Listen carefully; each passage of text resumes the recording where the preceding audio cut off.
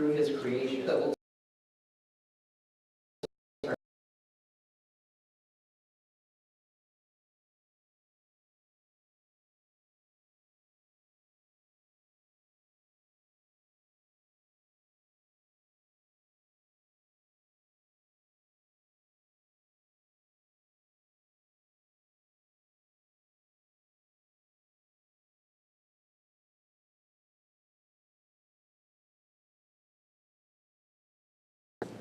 As most of you know, I was blessed to be able to take a trip up to Colorado and to see the power of God through his creation. And the scenery out there is truly stunning. There are over 50 mountains in Colorado that stand over 14,000 feet tall, the tallest being Mount Elbert, rising 14,439 feet above sea level. It really makes you feel small, and it really humbles us, and it should. Those things are there for us to see his power and his might, and also to recognize that we aren't God. We can't do those things. Now we tend to think of ourselves in this day and age as so powerful, and we can look throughout history that we always think that we're so powerful. But let's remember the lowly ant. They build such complex systems of tunnels, leading places, and as some recent studies have shown, some species can lift up to 5,000 times their own weight. Seems pretty powerful, right? And even left to their own devices, some anthills can get just really massive. Have you ever gone out into a field and you just see mounds and mounds of these anthills, right? You're like, how long have these things been here? But yet, it can be smashed in an instant on the whim of a child. So that once powerful ant thinks themselves so powerful because they can create these things, they can lift so much, but yet even a small child can destroy it. All their work. How long would it take them to make those big anthills? And it takes a second or two to destroy them. Power in the Greek is dunamis, which is defined as strength, power, ability. There's a few definitions here. Inherent power, power residing in a thing by virtue of its nature, I like that one, God especially, or which a person or thing exerts and is forth. Power for performing miracles, moral power and excellence of soul, the power and influence which belongs to riches and wealth, power and resources arising from numbers, power consisting in or resting upon enemies, armies, forces, hosts. So we see that it's usually something that you're exerting, but I like that one, power residing in a thing by virtue of its nature. God is power. And as we'll see today, he is the most powerful being. If you don't believe me yet, we'll see if you believe me. So I can already hear the critics saying that just because God created some really tall and impressive looking things, mountains, even the valleys, all these things that he's created, right? Just because he did those things, it doesn't make him the most powerful being. Okay, let's look at some other evidence. David tells us in Psalm 8:8, the oceans have currents in them. In this particular verse, once drove a man out of his sickness, and he was quite sick, to find these paths, which he eventually did in the mid-1840s. That man became the father of oceanography, Matthew Maury. And I was researching a little bit last night into it, and it was just on the off chance, right? He was if I remember it correctly, a naval officer or an officer of some sort, and he was very sick, and he had his daughter read him some scripture, and she happened to pick out this verse. He said, well, where are these paths in the sea? I drove him. He couldn't leave that mystery unsolved. These paths in the sea, paths in the sea. We don't have paths in the sea. It's just water, right? But so he continued to search and search and search. He's written many books on this, and as we now know, it's very evident that there are the paths in the sea. But how did, we see here that David knew that long before, that we know it within the past 500, 200 years or so there. The Bible is not a science textbook. However, there are some very interesting scientific things that we can read about. Thousands of years before civilized folk discovered Let's also consider Ecclesiastes 1, verses 6 and 7. So we'll turn briefly to there. Again, Ecclesiastes chapter 1, verse 6 and 7.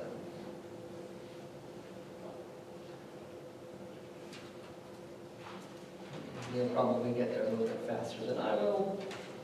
So.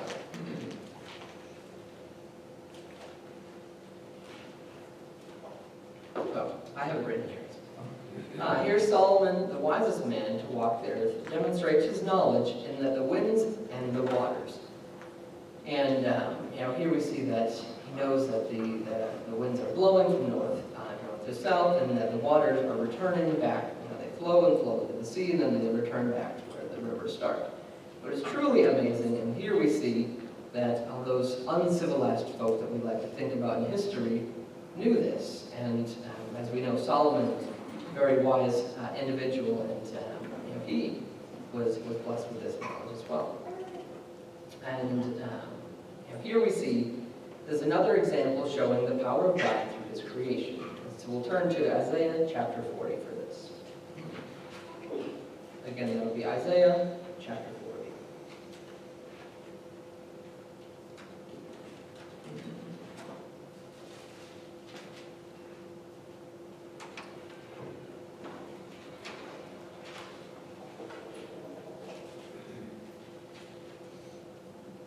And we'll begin in verse 1. And it's titled, The Greatness of God.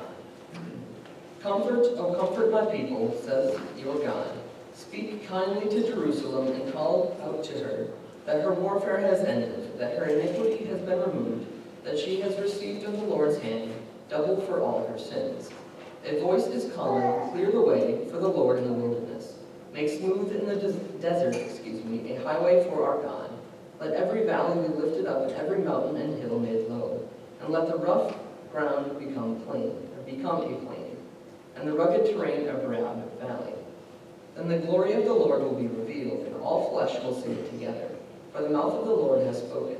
A voice says, call out. And he answered, what shall I call out? All flesh is grass, and all its loveliness is like the flower of the field. The grass withers and the flower fades, when the breath of the Lord blows upon it. Surely the people are like grass. The grass withers, the flowers fade, the word of the Lord stands forever. Get yourself up on a high mountain, O Zion, bearer of good news. Lift up your voices mightily, O Jerusalem, bearer of good news. Lift it up, do not fear. Say to the cities of Judah, here is your God. Behold the Lord, God will come with might, with his arms ruling for him. Behold, his reward is with him, and his recompense before him. Like a shepherd he will tend his flock. In his arm he will gather the lambs, and carry them in his bosom. He will gently lead the nursing ewes.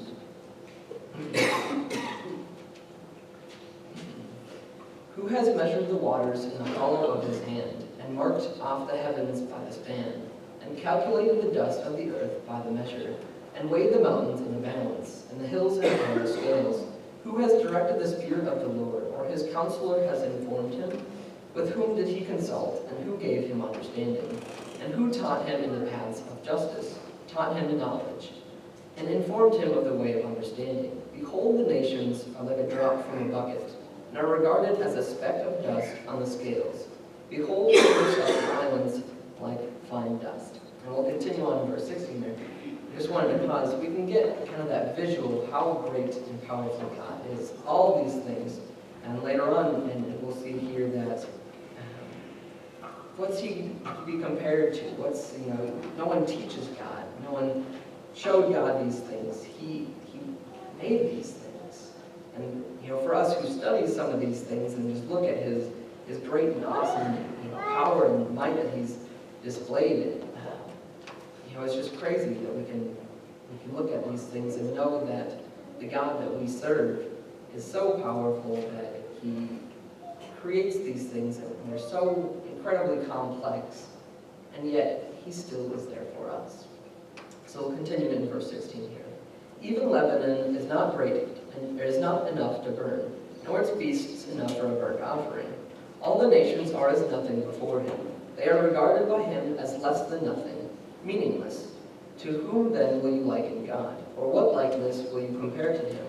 As for the idol, a craftsman casts it. A goldsmith plates it with gold, and the silversmith fashions chains of silver.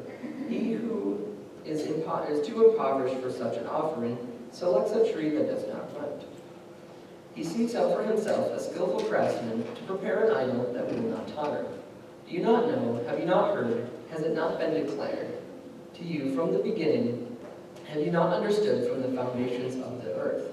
It is he who sits above the vault of the earth, and its inhabitants are like grasshoppers, who stretches out the heavens like a curtain and spreads them out like a tent to dwell in. He it is who reduces rulers to nothing, who makes the judges of the earth meaningless. Scarcely have they been planted, scarcely have they been sown, scarcely has their stock taken root in the earth. But he merely blows on them, and they wither. The storm carries them away like stubble. To whom then will you liken me? That I should be his equal, says the Holy One. Lift up your eyes on high and see who has created these stars, the one who leads forth their host by number. He calls them by all their name. Because of the greatness of his might and the strength of his power, not one of them is missing. Why do you say, O Jacob, and assert, O Jacob, or O Israel, my way is hidden from the Lord, and the justice due me escapes the notice of my God?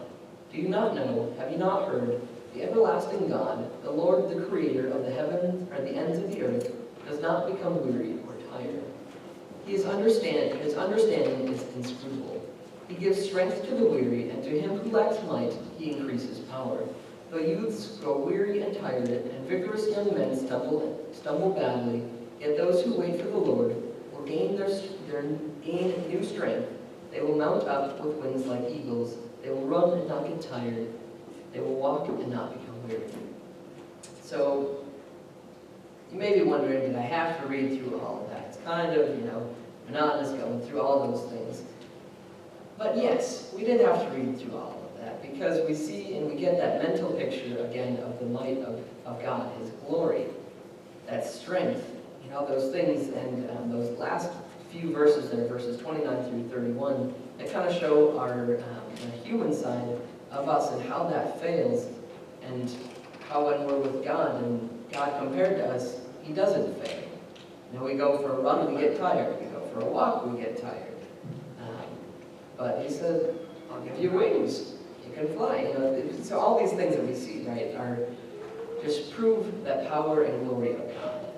They prove his majesty, and as we looked at those things that for an idol, the craftsman makes it, and the person clothes it in gold. We can tell exactly how it's made. We can tell exactly who makes it, these kind of things.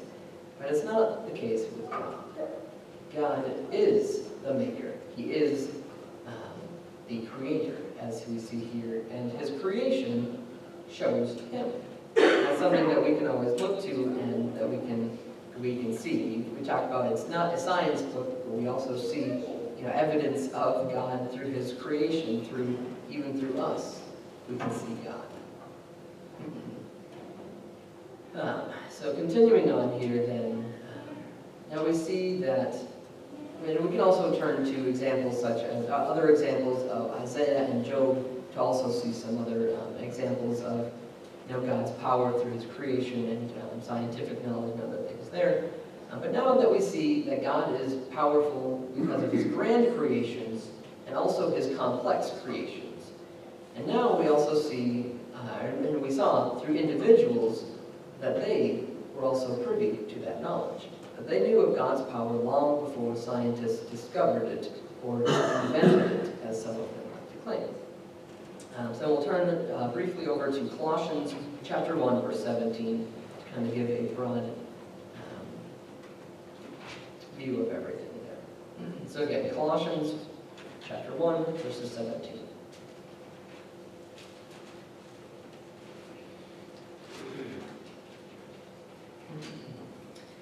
And it reads, "And he is before all things, and in him all things hold together." And here, that's God, obviously, in Christ, there in this example, being the head of the church and the body there. But here we see that he's before all things, and it's only through him that everything holds together. How awesome of a God that we serve, that He's so necessary to His creation, that without Him, everything would fall apart. So continuing on here, now we see that God is powerful. What does that mean why does that matter to us in our daily life? How does the power of God impact us on our day-to-day interactions with our friends and family, right? This amazing and powerful God cares about you and me, even the things that matter to us. He loved us so much, as John chapter 3, verse 16, and also 1 John chapter 3, verse 16 tell us, that He sent His only Son to die for the forgiveness of our sins. He proved what love was by sending His Son to die. How powerful is that? How powerful, and I would almost argue that it's the greatest display of power to see, and His greatest display of God's power, I should say, that He sent His Son to die for us.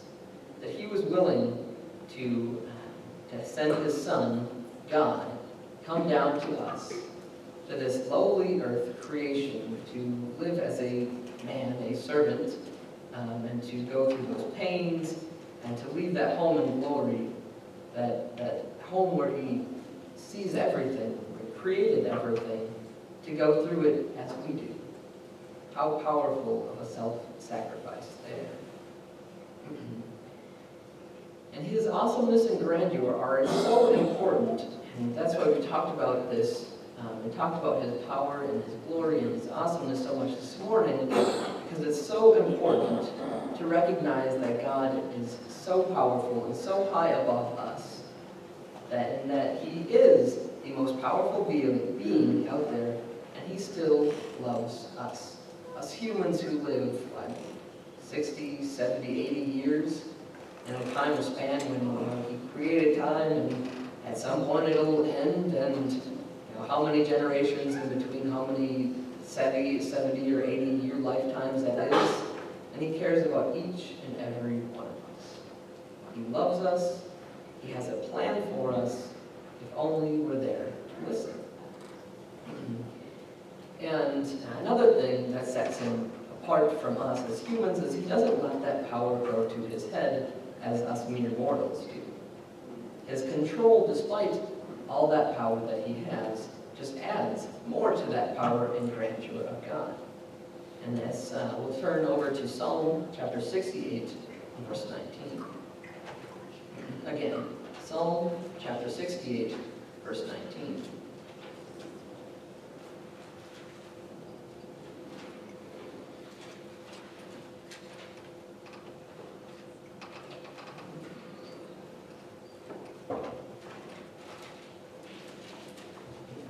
Here we are. And it said, "Blessed be the Lord, who daily bears our burden, the God who is our salvation." So here we see that God Himself bears those burdens. This all-powerful, this all-knowing, all these words that we like to come up with that we think can tell us something about God, that we can contain Him through those words. That He's all this, all that. This all-loving God knows us and is there for us on an individual and relationship basis. He has us here. He has a personal relationship with us, and He knows our hearts and our minds. And I think it's truly amazing to know that the great I Am, being itself, cares about and loves me, you, everyone, right? That He would stoop down to care about when we're happy, the things that drag us down.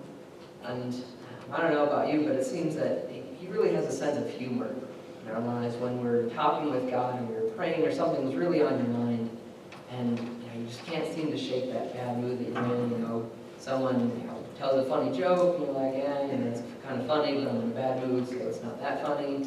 And then, but then you see something from God, or something works out so that it just really puts a smile on your face and turns your whole day around. You're like, maybe that's a coincidence, but I mean, God knows. He knows when we need those little things to brighten up our day. He knows when when we're happy. He knows all those things, and he cares. So continuing on here, he also wants what's best for us. And God knew us before we were even born, even before our great carry on. You guys are going to picture how many greats that we can think of grandparents were even thought of. And we'll turn to Isaiah chapter 44. Again, Isaiah 44, and we'll begin in verse 24 and 25.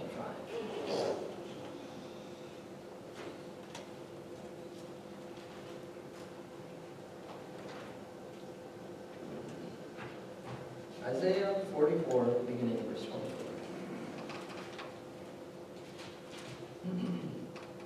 And it reads, "Thus says the Lord, your Redeemer, and the one who formed you from the womb.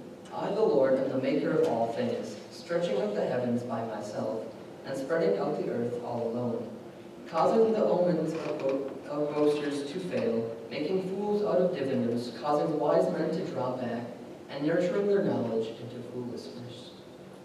And so we see here, that he knew us when he formed us. He made all those things, us people who claim to be wise, who makes us fools, all these things that we can build ourselves and puff ourselves up with so much knowledge, so much scientific knowledge, historical knowledge, whatever it happens to be, right? Those things that can get in the way of us seeing God and us knowing God. He already knows those things. He was the creator of those things. And he knew us beforehand. For all of that, he knew us, and he was there for us.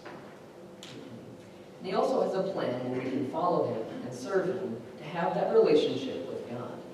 And people in our world are people in the world, are constantly wondering who loves them, what friends they can count on, what their parents think of them, what their teachers think of them, what their bosses think of them, all these things, right? We're constantly belittling ourselves. And as Christians, we kind of have it easy. We don't really have to hesitate on those questions, or we shouldn't have to hesitate. We know that God loves us by his word, and we know that this assembly here loves us and supports us.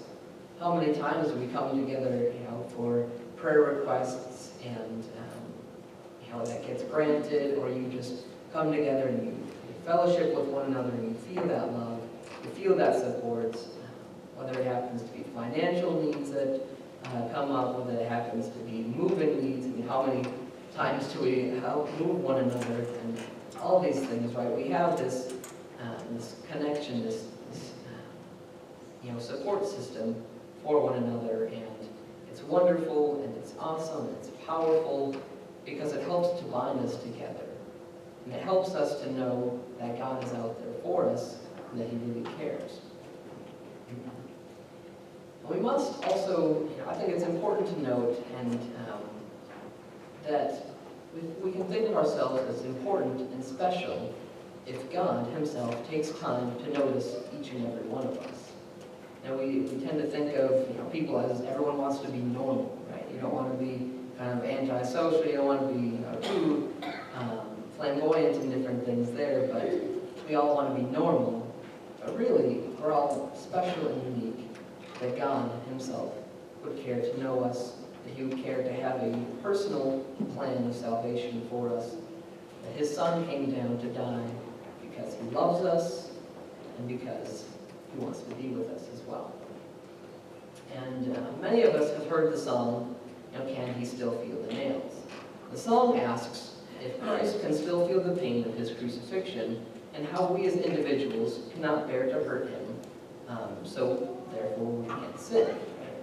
A lesser known second verse of the song goes like this: "No, I can't feel the nails when my children fail. I came down to die and then to rise again. And I know you feel the shame, but the cross was worth the pain, because I just can't bear the thought of losing you."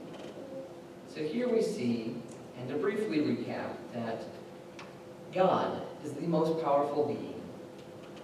Due to his stunning creation with all of its complexities, his control despite his power, his love for us, and his ability to love us, that we're nothing compared to him. And again, his ultimate display of power through sacrifice of his son. And he can't bear the thought of losing us, but he has this personal plan for us. And we can also look to other examples of God's power. We can look at Gideon in the Old Testament, in Judges chapters 6 through 8. There is a perfect example to show God's power.